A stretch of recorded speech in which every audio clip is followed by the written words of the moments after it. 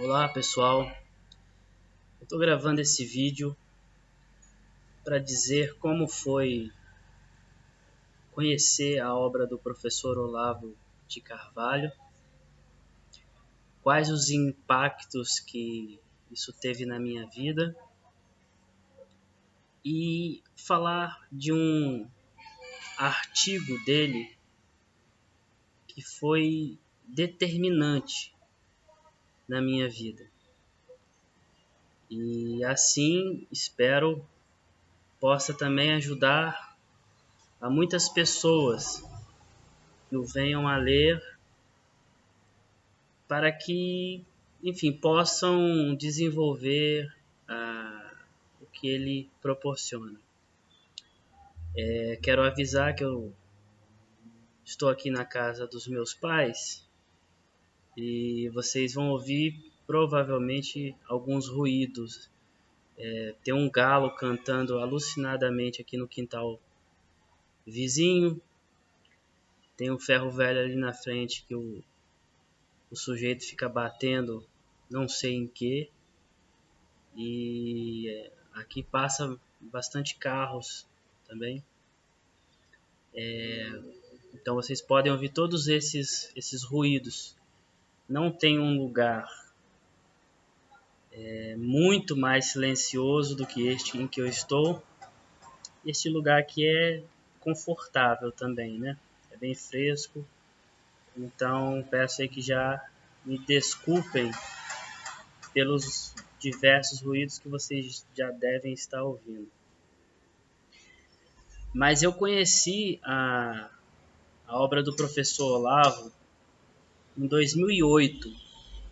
Foi quando eu tive o primeiro contato com alguma coisa dele, que foi o True Outspeak, em 2008.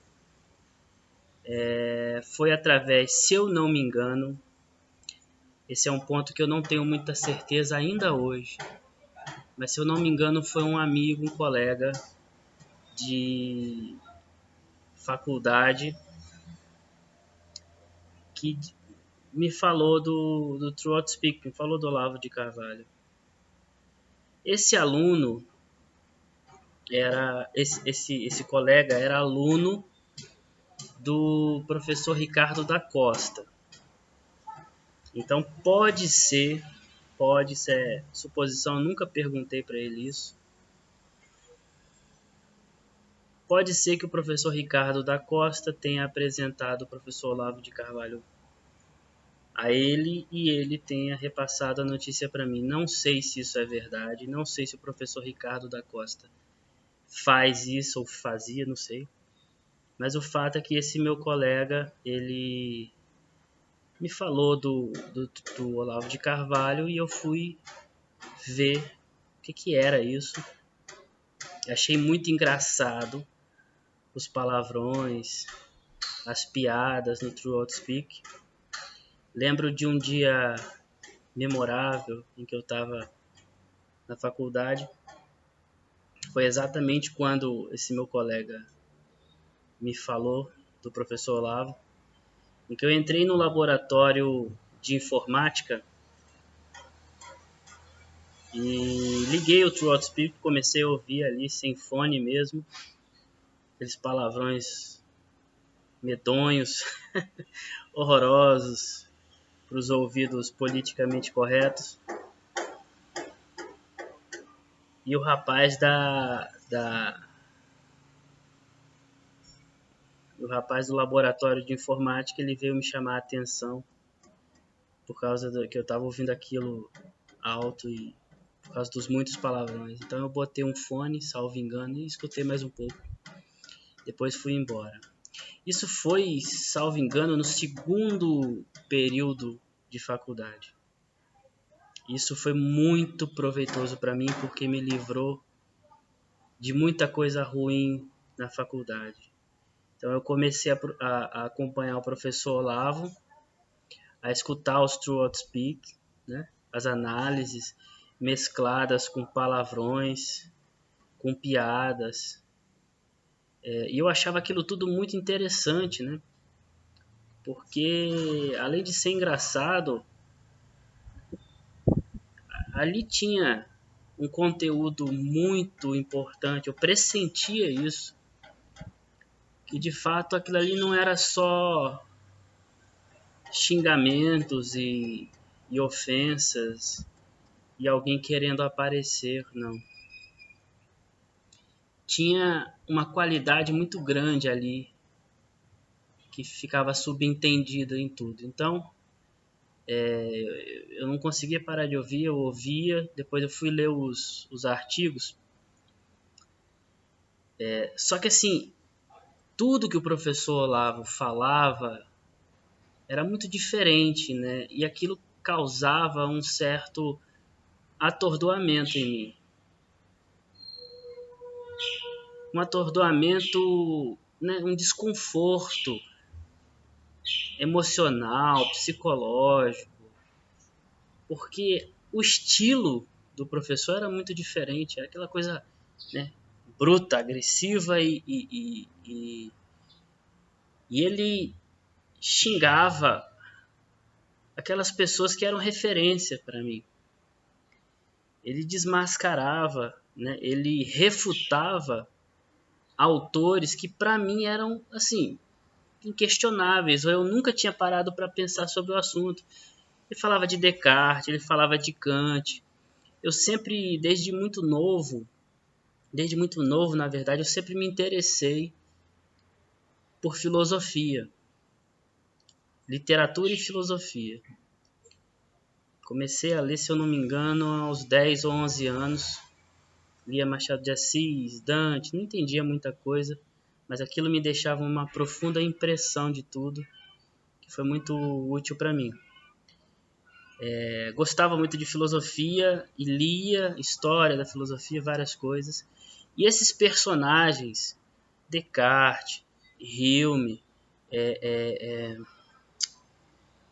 o próprio Kant, né? E vários outros. Toda essa filosofia moderna, para mim eram referências que não passava pela minha cabeça alguém criticá-las tão duramente como o professor Olavo criticava. Né? Maquiavel era um analista político horrível, assim, era um cara que cometia erros grosseiros e estava sempre do lado dos perdedores. E morreu precisando da ajuda dos seus inimigos. Então, nunca ninguém havia falado isso. Eu nunca tinha ouvido alguém falar uma coisa dessas. Então isso causou profunda impressão em mim e muito atordoamento. E eu era, na época, evangélico,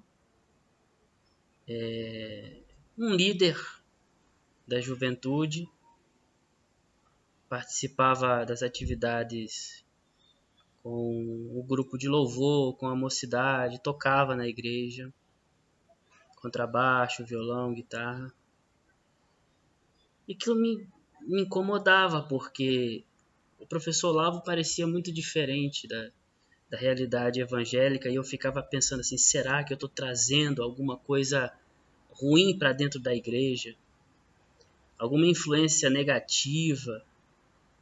Como aqueles personagens do Antigo Testamento, como Acã, que roubou uma capa que não era para roubar, e por isso Deus estava amaldiçoando o exército de Israel, e por isso que o exército de Israel teve uma derrota tão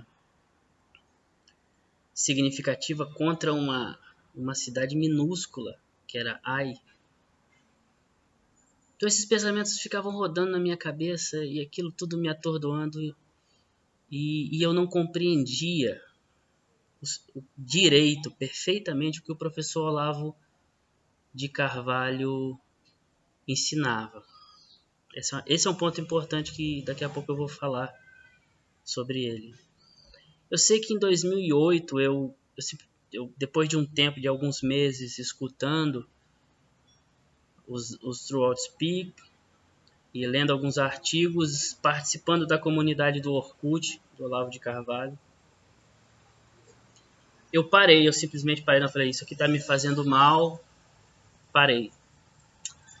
E deixei de lado e continuei fazendo as minhas atividades na igreja, na faculdade, etc. Só que a semente já estava lançada, né? Então, algum tempo depois, em 2009, então 2008 eu parei de ouvir, 2009 eu tive desejo novamente de voltar a ouvir o Throughout Speak, de voltar a ter contato com o professor Olavo. Em resumo, aconteceu basicamente a mesma coisa. Fiquei um certo atordoamento, um desconforto interior com tudo aquilo e novamente deixei de lado. Mas assim, tudo aquilo me interessava muito. Então, em 2010, eu resolvi me inscrever no site do Seminário de Filosofia. Não era aluno ainda, não tinha acesso às aulas ao vivo, somente ao conteúdo que ficava no site. Então, eu comecei ali a assistir aquelas aulas e foi uma coisa, né, definitiva. Então, todo aquele medo anterior meu ficou para trás e eu comecei agora a, de fato, ter contato com o que o professor Olavo ministrava, ensinava ali.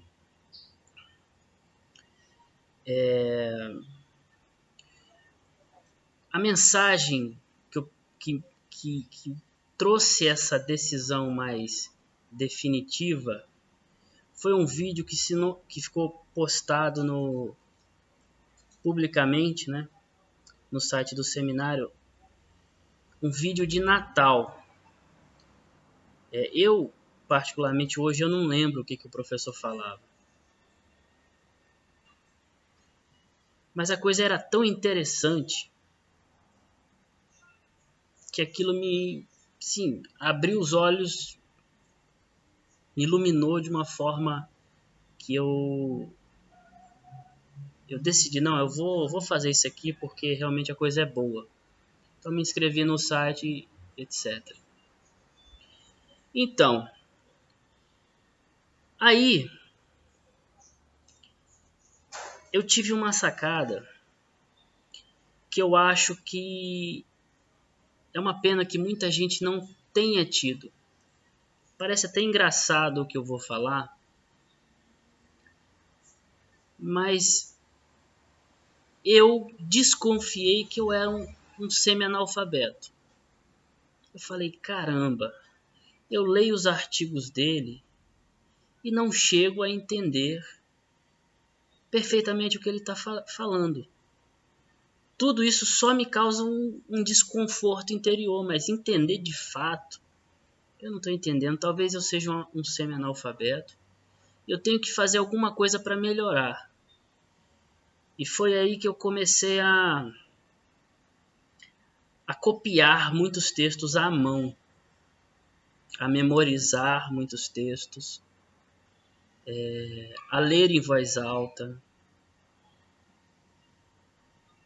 Tive contato também com o tópico no site antigo do Seminário de Filosofia, que falava sobre música,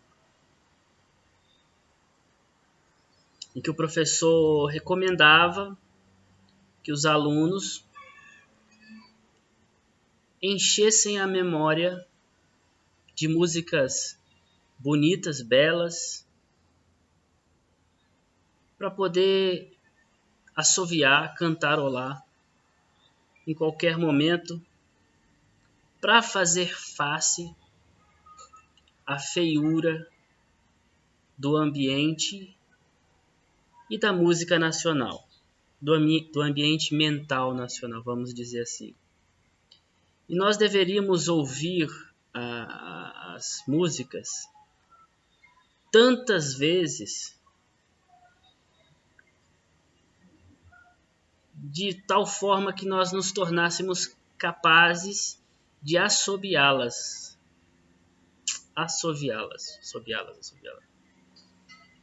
E eu levei isso muito a sério. Eu fui baixando todas aquelas indicações que o professor na verdade eram os alunos, né, que buscavam músicas muito interessantes, postavam lá e o professor, quando podia, aparecia para referendar, né? Dizer que o pessoal pegou o espírito da coisa e realmente tinha pegado. E eu fiz uma playlist, baixei e fiquei escutando aquelas músicas maravilhosas, lindíssimas, que escuto até hoje. Estão no meu computador. Na época eu fiz um pendrive. Eu comprei alguns pendrives e enchi os pendrives com essas melodias. Eu ficava escutando. O celular, botava no celular. Eu tinha um celular bem velho, né? Enchia o celular de canções e ficava ouvindo aquilo, voltando do trabalho, da faculdade. Enfim, então eu comecei a fazer certas coisas para fortalecer a meu aparelho cognitivo, vamos dizer assim, a minha linguagem, de modo que eu pudesse não só compreender o que o professor estava falando, mas estruturar a minha psique, estruturar a minha mente. Eu tive essa sacada e eu acho assim que é uma pena que muitos opinadores, tagarelas, anti-Olavo, não tenham tido a mesma percepção, porque talvez eles começassem a copiar textos, a memorizar, a ler em voz alta, a ouvir audiolivros de pessoas lendo para eles. E então eles deixassem de ser semi-analfabetos e começassem a compreender alguma coisa do que o Olavo ensina. Isso seria a salvação para eles. Ou seja, isso os livraria de ser opinadores, tagarelas, imbecis, novos imbecis coletivos. E por que eu estou usando essa expressão, novo imbecil coletivo? Porque foi exatamente este artigo do professor Olavo, o novo imbecil coletivo, que ele publicou, eu não lembro a data agora, não sei se foi 2013 ou se foi antes, não lembro exatamente. O professor publicou esse artigo fazendo uma diferenciação entre o imbecil coletivo, os personagens do livro O Imbecil Coletivo, que ele publicou na década de 90, e os personagens novos, os novos opinadores que estavam aí na praça. Os imbecis antigos, que ele desmascarou, achincalhou, desmoralizou no livro dele, eram pessoas de inteligência normal ou superior que se juntavam para emburrecerem-se umas às outras. Pessoas que receberam uma educação boa, de qualidade, né? Aprenderam a ler e escrever, só que gostavam de se imbecilizar. Se reuniam só para isso. Só que o novo imbecil coletivo eram aquelas pessoas que foram pegos por uma ideologia imbecilizante já na escola, em tenra idade. Lá na alfabetização, lá no primário, lá no ensino fundamental. Pessoas que não foram alfabetizadas. Então, uma pausa aqui, por causa do carro. Desculpem a interrupção, mas ninguém merece um carro de som numa gravação de vídeo. Tem um carro agora passando aqui, vocês estão percebendo. Mas, voltando ao assunto, como eu estava dizendo, o novo imbecil coletivo, ele foi pego numa tenra idade, numa idade em que ele era indefeso à, à educação que ele recebeu, à deseducação. Então, o professor, no artigo Novo Imbecil Coletivo, ele, na segunda parte dele, ele explica como que primeiro, como se estrutura uma língua e qual é o erro do socioconstrutivismo. Ele diz assim que uma língua ela é dividida em duas partes. Toda língua é assim, dividida em duas partes. Desculpe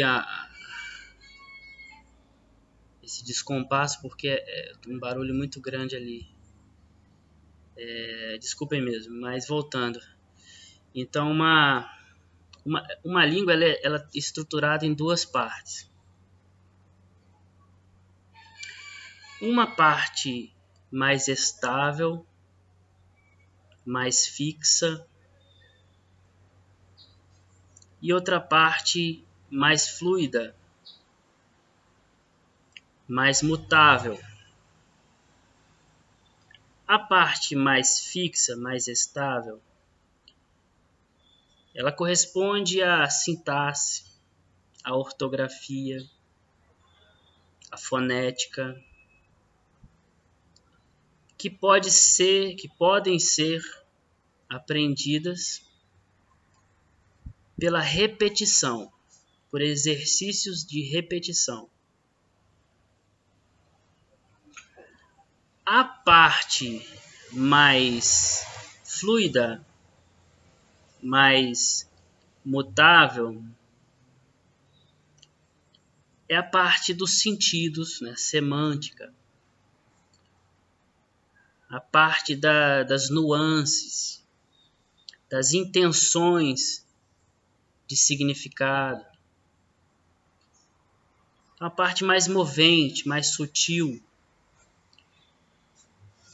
que a pessoa absorve através do contato contínuo com as fontes de cultura, com os bens culturais, digamos assim. Os grandes livros, os grandes filmes, as grandes músicas, entendeu? Aquele contato que acontece sempre e sempre. Porém, ninguém consegue acessar, aceder, subir a esse segundo nível sem ter passado bem pelo primeiro nível, o nível da fonética, da ortografia, da sintaxe, da morfologia. Ou seja, aquele nível que você aprende por repetição. E daí a crítica do professor Olavo de Carvalho ao socioconstrutivismo. Porque o socioconstrutivismo ele confunde o processo. Ele confunde a aquisição dos meios de conhecimento e de expressão. Estamos falando do primeiro nível, nível mais básico. Ele confunde isto com o enriquecimento intelectual, a opinião crítica, que faz parte do segundo nível. E fazendo isso, ele negligencia o primeiro. Ou seja, as habilidades fonéticas, ele negligencia. As habilidades morfológicas, morfossintáticas, ele negligencia. E tudo mais que pertence ao primeiro nível, o socioconstrutivismo negligencia em favor de um suposto enriquecimento intelectual que o aluno participaria, só que isso é ilusão. O que acontece na prática é que o aluno não aprende a ortografia, a morfologia, a sintaxe, a fonética, e não podendo aceder realmente ao segundo nível, ele vai simplesmente repetir o que ele escuta, sem consciência real do que ele está falando, ele só quer opinar. E daí ele se acha o bonzão por estar opinando, acha que está exercendo a opinião dele, a opinião crítica, acha que está pensando com os próprios miolos, com a própria cabeça.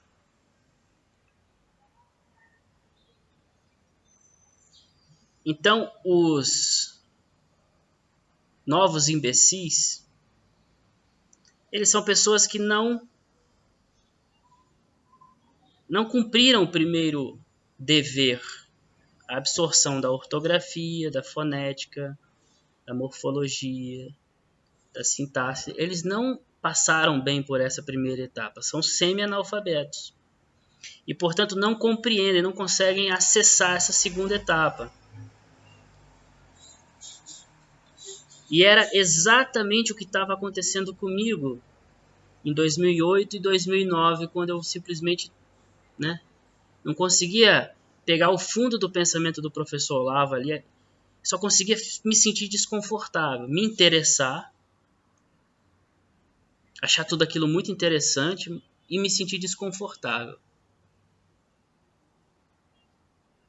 Mas eu tive o privilégio, a graça, a bênção,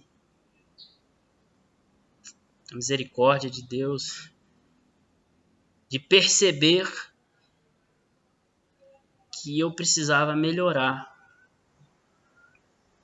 o meu domínio do idioma. Esse artigo, ele teve um papel muito importante para mim, tem até hoje, na minha formação. Eu não poderei falar muito mais, tem muitas outras coisas para falar sobre o contato que eu tive com a obra do professor Olavo. Só que já está dando 30 minutos, né? Daqui a pouco dá 30 minutos aí de vídeo. Eu vou ter que deixar para uma outra ocasião. Mas esse artigo ele foi muito importante para mim.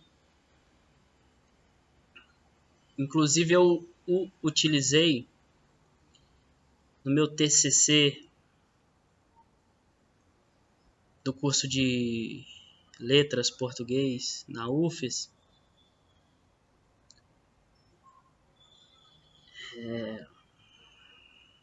Bom, tirei 10, mas isso aí não quer dizer muita coisa.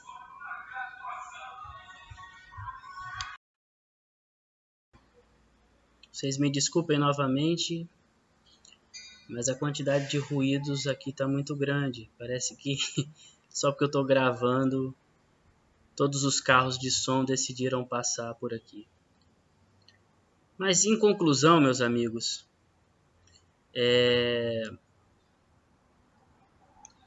esse artigo ele me ajudou a compreender melhor a importância da linguagem para você, para sua vida intelectual, psíquica, etc e tal. Vou ficando por aqui nesse vídeo, que foi muito além do que eu esperava. Eu esperava falar menos, ou seja, esperava conseguir falar tudo num espaço de tempo menor, só que realmente é muita coisa. É muita coisa. A importância do professor Olavo é muito grande para a cultura nacional, para nós, né, brasileiros, e para os que virão, os brasileiros que virão. Se tiver uma nova oportunidade, eu complemento este vídeo, falo mais, porque há muitas coisas a se dizer. Então, um abraço a todos e eu agradeço aqui neste vídeo ao professor Olavo de Carvalho, por toda a obra dele e pela paciência que ele tem conosco, seus alunos. Um grande abraço a todos.